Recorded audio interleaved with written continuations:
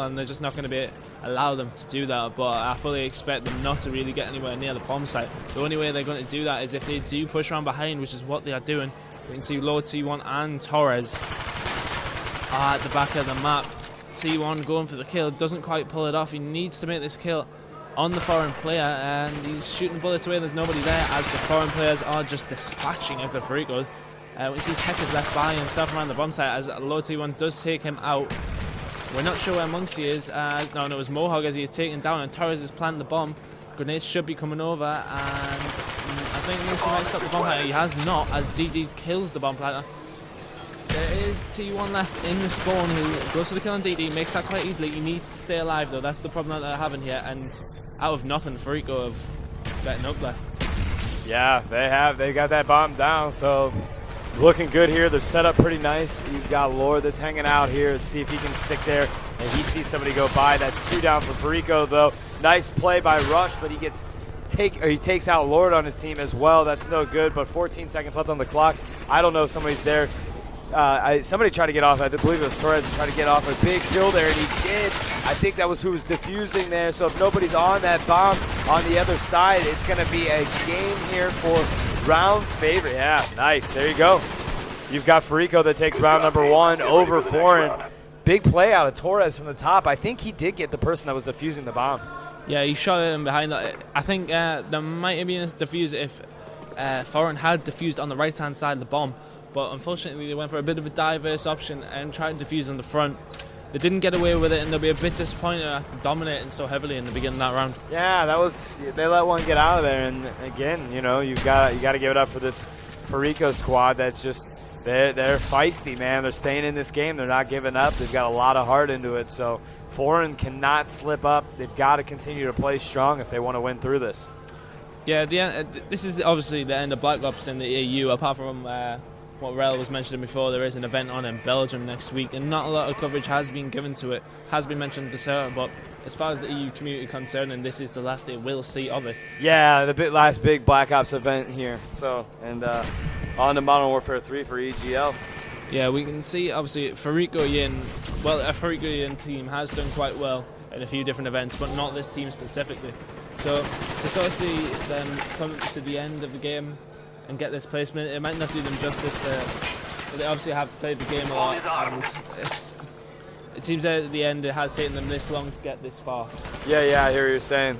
The game closing up here with Foreign. They're set up on A. They got into A early, kind of replicating the same strategy that we saw Fariko implement in the first round, which is going after that A1. You don't want to have to dilly dally with A by itself, even though, like we said, it is hard when any bomb site's by itself. You'd like to go for that B1. So these guys are set up pretty well around here, creating a perimeter around it. Daredevil's there, causing a ruckus, and takes out Torres right there, checking the bomb for one good measure there, and he's going to see this one through, as this is a big matchup going on here. Guys, if you're just tuning in, I know we just kind of put the stream out there. You're looking at the losers bracket finals. To give you an update, it was Foreign that won a very close game number 1 on Capture the Flag Havana. You are tuning in at game number 2, and Fariko, kind of the unseeded team here at EGL, is just making a name for themselves, doing big things, notably knocked out Enigma 3-0, and now these guys are trying to go toe-to-toe with Foreign, while on the flip side, the story with Foreign, they're trying to get another shot at Fnatic, who is going to be in the championship grand finals. Yeah, Foreign have been completely faultless the whole event.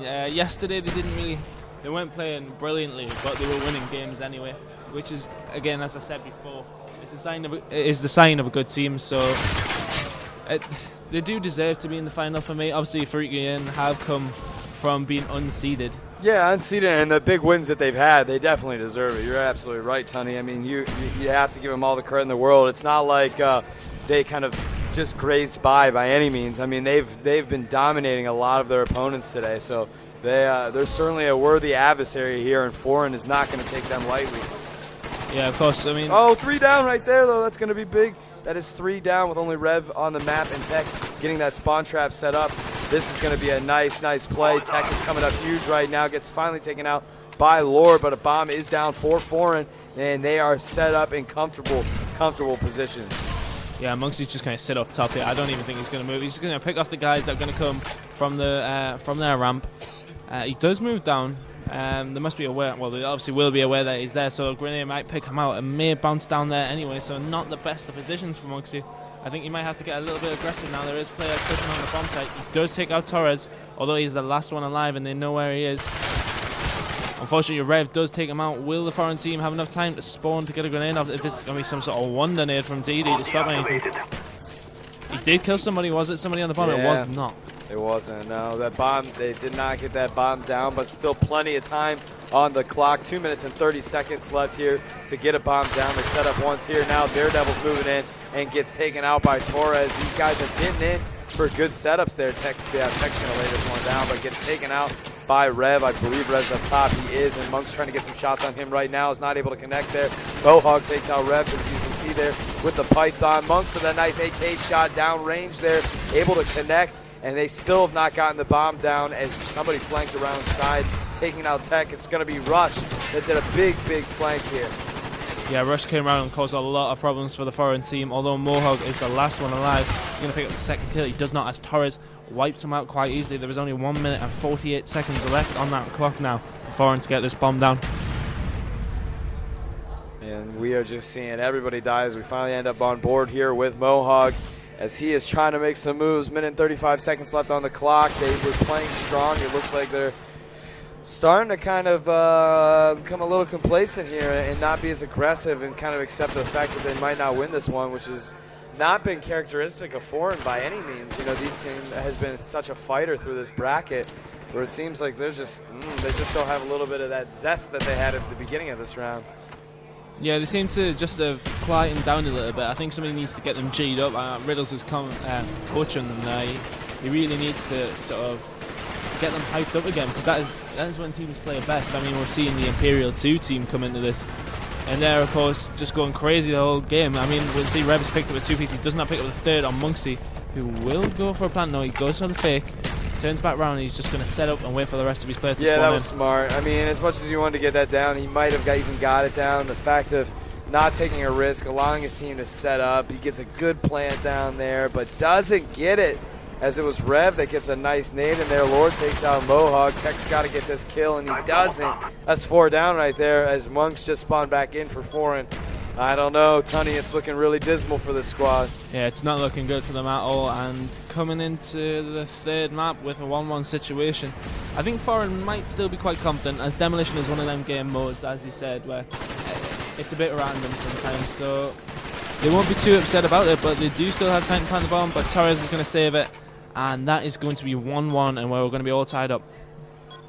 Man, big play out of Fariko to come back there and just play a strong Demolition game.